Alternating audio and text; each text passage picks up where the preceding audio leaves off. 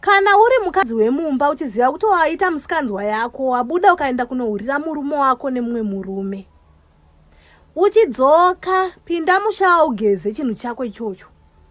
Vakadzi vazhinji vanoti vakabva kunosvirwa uko havageze gambi ravo, vanomirira baba wekwavo kuti apinde pabva kunopinda mumwe murume, muchinyeperana muchiudzana kuti zvinoita kuti murume agarisike mumba.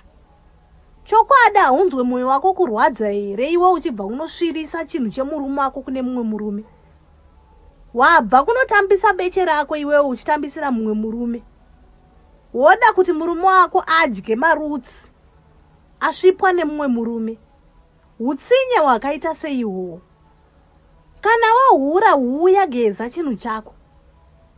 Vakadzi vakangwara vakarongeka kana achiziva kuti apoya, anodzoka kumba ogeza chinhu chake.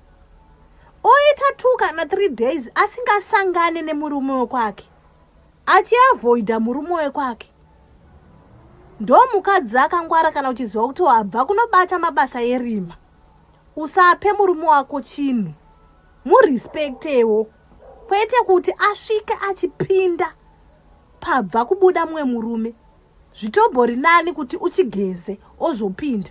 Zvino imimi munotoda kuti apinde mumasadza emu.